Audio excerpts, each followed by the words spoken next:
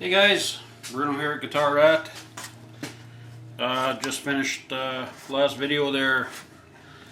We finished, well, I got the first round of nitrocellulose on the body. So I got 3 coats on here right now. It's been sitting for a couple days or so. And then after that we did the neck. And I did get some tint for it. It is kind of yellowy. Like it does have an aged look to it, but it doesn't have really that, not quite the amber. It looks good, but I'm going to leave it at this, but I was kind of hoping to get more of that ambery look to it, but it still looks good. I'm going to leave it like that now, because I don't want to get too many coats on here. It's going to be hard to trim around the frets. So I'm just going to leave it at that. I'm going to put 3 more coats on the neck, and hopefully that's going to be about it, because I don't want to build it up too much.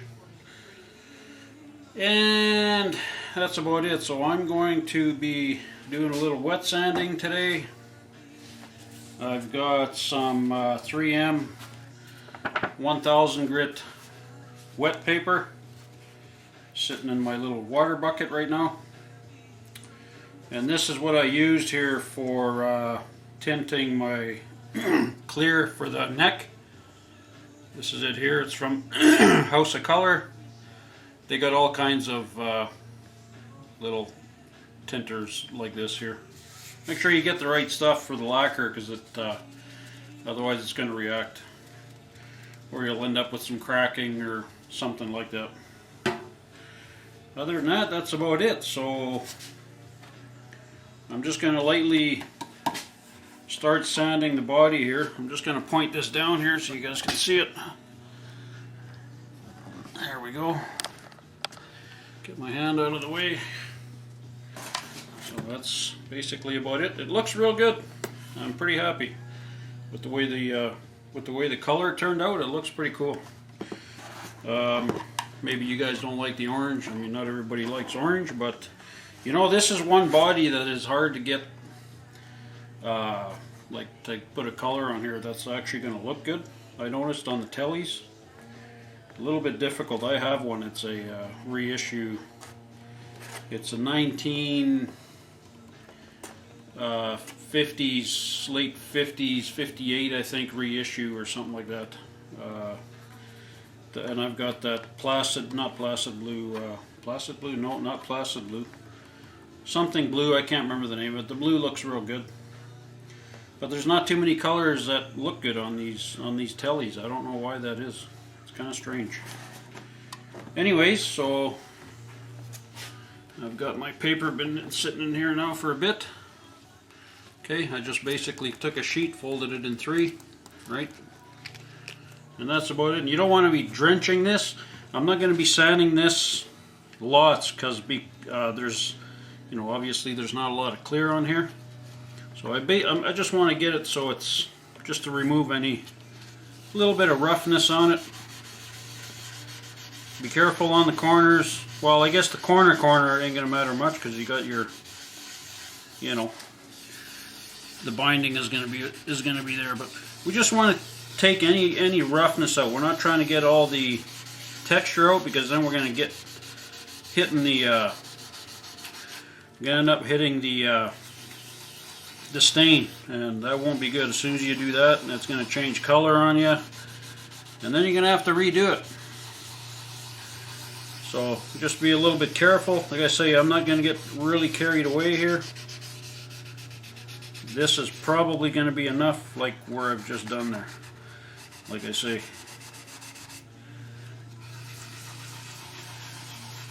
you don't need a block for this right now.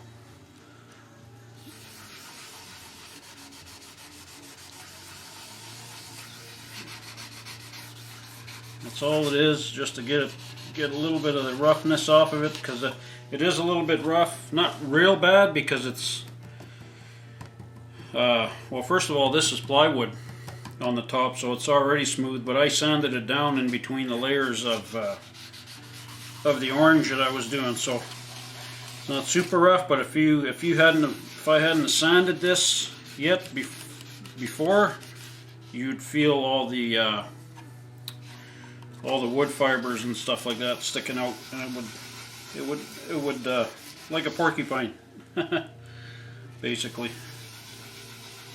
So I've got some hot water there with some just dish soap, so it kind of slides around a bit. And that's really all you need. There. I'll just check that now. Like I say, don't saturate it, just enough to lube your paper, because you don't want to fill up all the cavities with water and stuff like that. So, okay, so this looks pretty good now. I see a little bit of spot right here.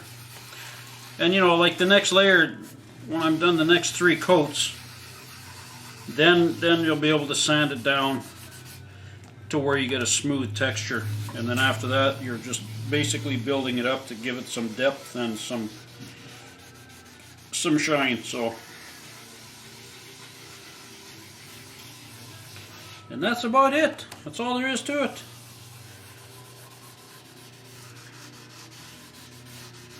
Pretty simple. You know, in this area here, you don't even see because it's all covered by the pick guard.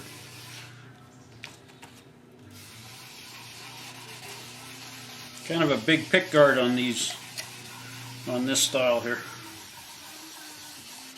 But this orange with the pick guard look really good, eh? See, kind of makes it pop. So it's gonna look quite good. I'm glad I went with the orange. I just about was thinking of doing a burst again, but I changed my mind. Too much work. So like I say, this is 1,000 grit. You could do this with 800 or whatever, something like that. You could even do it with 600 wet, but I just prefer to go like this. So 600 wet's going to be like, or 600 dry is going to be like about an 800 wet type thing. Somewhere in there. Just don't want to get too aggressive with it.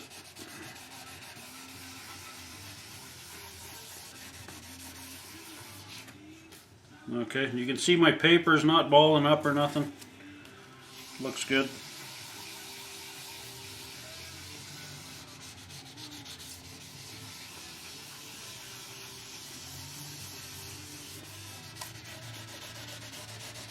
And then we'll check that, see what that looks like.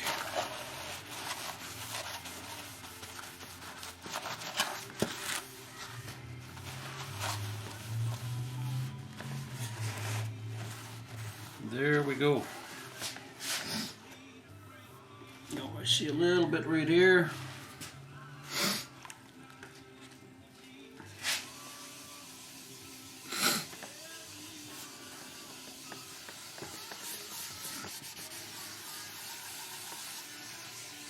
There's still lots of, I can see like where it's sunk into the wood grain. I'm not trying to get that out. Like I say, I'm just trying to get any kind of nibs or roughness or something like that from the fibers. That's all I'm doing. I'm not trying to level this or anything right now. And it'll give it something to stick to on the next round here.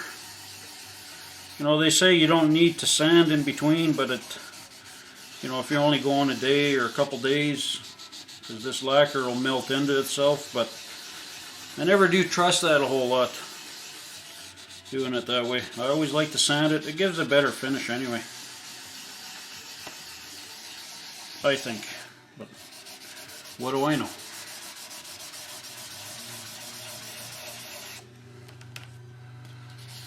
As you can see, I'm not really wetting I'm not drenching, I'm not bringing a whole bunch of water on here. It just gets the paper wet. So, and then if you notice that you get too much and you got water dripping off into the cavities and stuff like that, just wipe it off. I mean, if you got a few drops in there, like inside the pickup cavities and whatnot, it's not going to hurt anything. But you don't want to have it so there's like a lake inside there.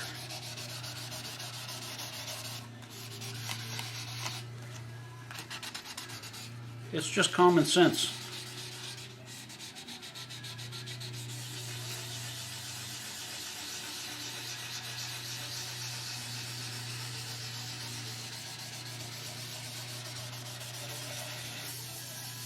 And there we have it.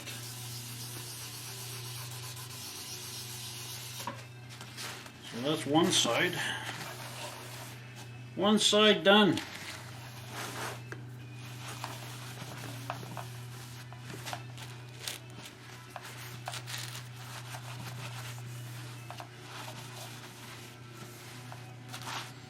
See, I only got a couple little drops inside here. I'm not going to hurt anything.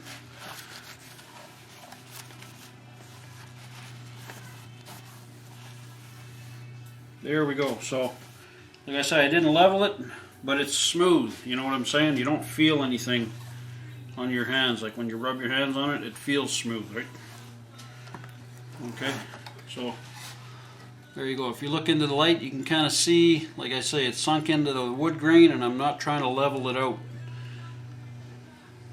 Okay. There you go. So that's all we're doing with that. I can do the back. Wipe this down so I don't have no dirt on here.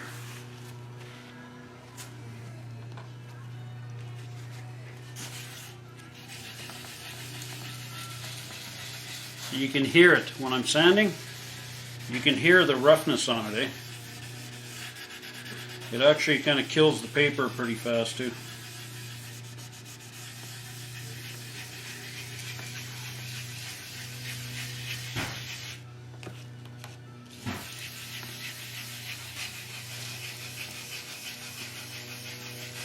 I don't know if I can zoom this in some more.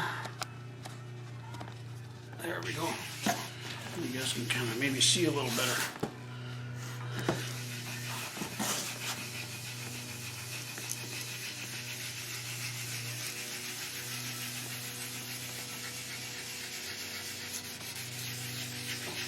And if you really wanted to, you could use a Scotch-Brite and just Scotch-Brite the whole thing. But I just like to try and get any kind of this roughness off of it. And if you have any runs, you'll have to sand those out, but you wouldn't want to be getting runs on this stage. That's for sure.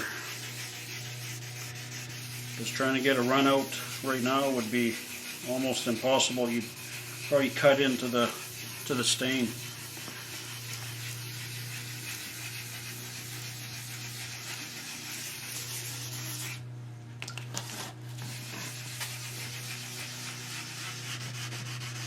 You could use a machine if you wanted to.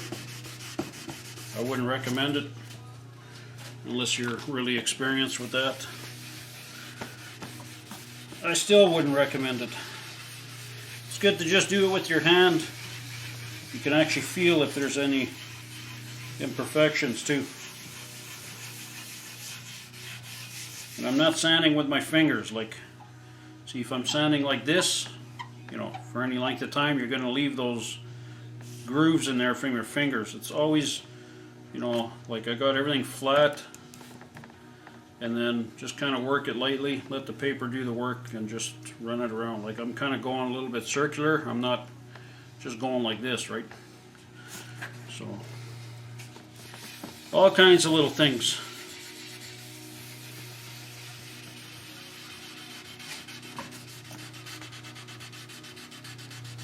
That you learn.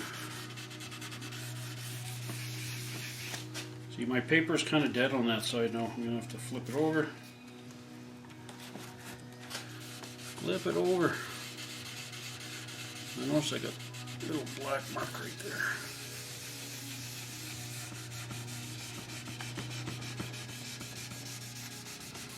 But yeah, this color, pretty nice.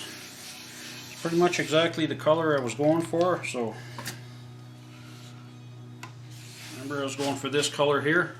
Look, it's almost pretty much exactly the same. See?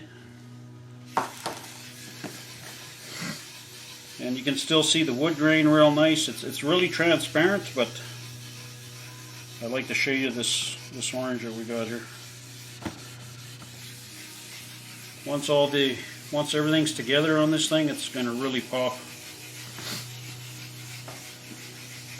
It never looked like much until you start putting everything back together.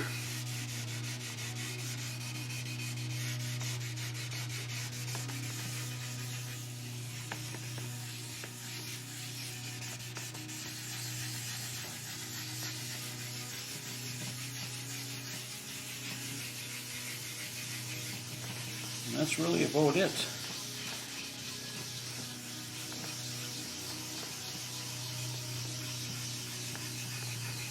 You guys are probably getting bored by now, so I'm not gonna show you the sides and all that. It's just kind of repetitive here, but just to kind of give you a close-up of what it looks like.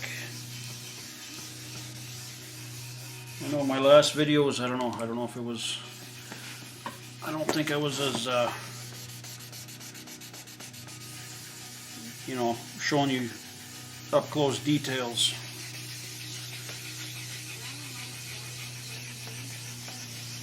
That's about it. I've got a little black tip right here. Let's see if I can rub that out.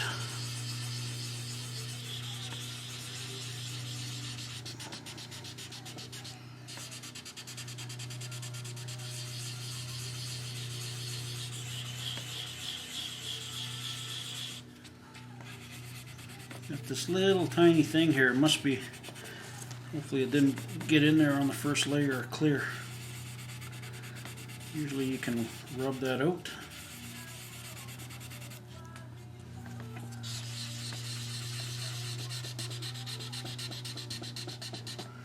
That's not too bad. I don't want to get too, yeah, there it is. It's coming out now. There, I don't want to get too carried away. So that looks good there. Looks good here. Looks like I got a little one here.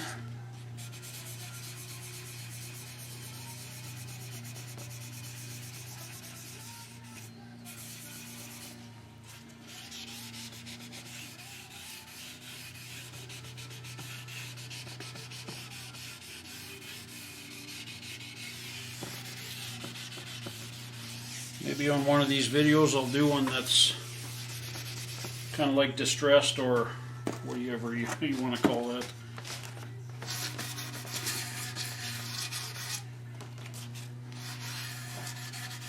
So this one will be ready to spray here.